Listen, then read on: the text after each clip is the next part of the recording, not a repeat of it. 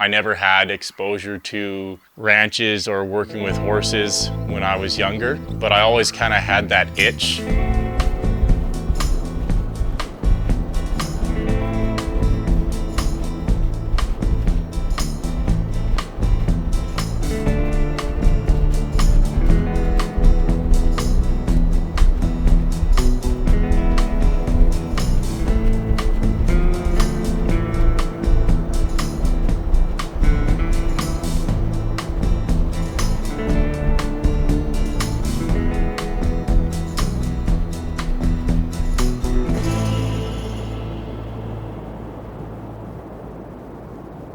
I can't pinpoint when something happened in my life that made me want to wear cowboy boots.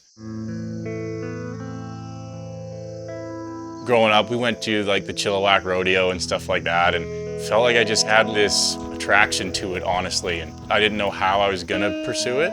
You know, I love everything about it. I love hauling horses, I love riding, I love being outside on the range, I love working.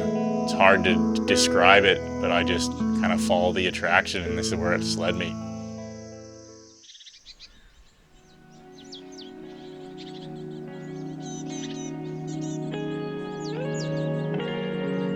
When people ask, like, why do you live this way and what made you pursue working with horses? For me, I almost feel like I'm kind of having an obligation because I have this unreal opportunity being a professional athlete, you know, having time off, that like I have an obligation to live life to the fullest is really the simplest thing. The thought process of you leave the emotions at the gate definitely, you know, goes hand in hand with working with horses and racing on the ski cross course.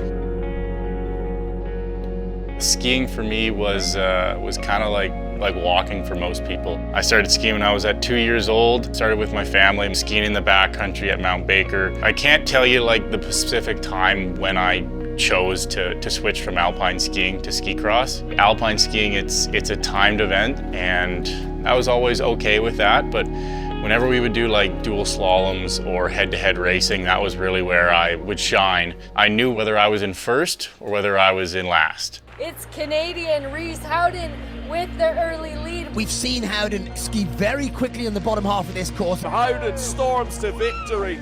You know, what wakes me up in the morning and makes me want to be the best ski cross athlete in the world, it's the competitive nature that I have. I just love to compete, really is the bottom line. Yeah, the mental side is big. You know, you have to have your goals aligned, and you have to have your reason to be there for sure. And once you kind of win a few times, you almost feel like that's kind of like the expectation, and you want to move away from that being the expectation as to that being the goal. It's a dangerous sport. It's like, you know, motocross, BMX sort of deal. There's big crashes, and you can get beat up for sure. At this point, I feel like I'm in a really good place. I've had 3 overall victories, over 18 World Cup wins. It's a great life. I get to hunt in the fall, I get to ski all winter, and in the summers I get to train horses and ranch, and I don't think there's anything else I'd want to be doing.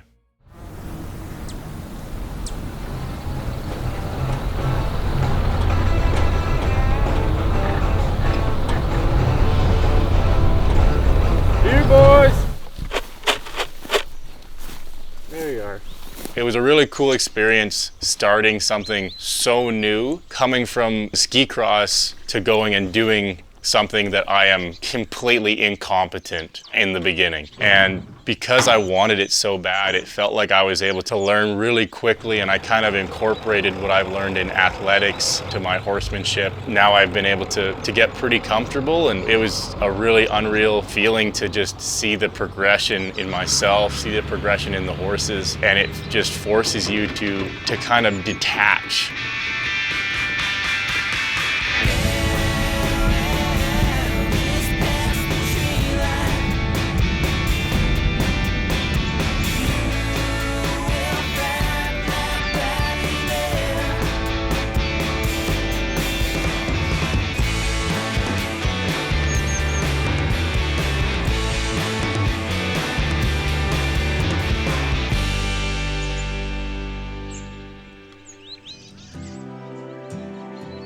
Yeah, for me, like hunting, the biggest thing is the adventure and the experience. Even last year, was able to spend almost 30 days in a tent in the backcountry, which was just unreal.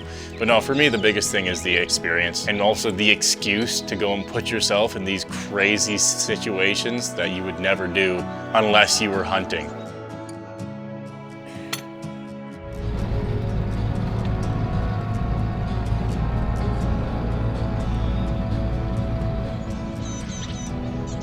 Hunting, you can overcomplicate it very easily, and it's really not that complicated.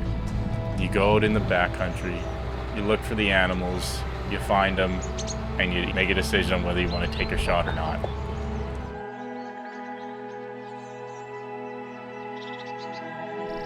When I'm going to take an animal, I think there's weight to that. You're going to take that animal's life, and you better have a good reason to do it.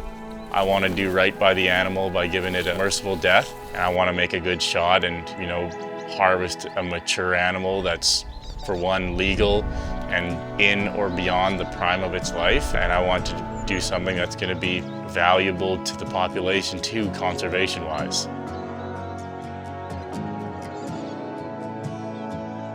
People who have the right mindset will be driven to things like this, whether it's hunting or doing things of value with consequence, where the outcome has weight. And so that's why I kind of surround myself around these things that have weight that you can feel, where it matters whether the outcome is successful or not. And that kind of creates value in life, I think.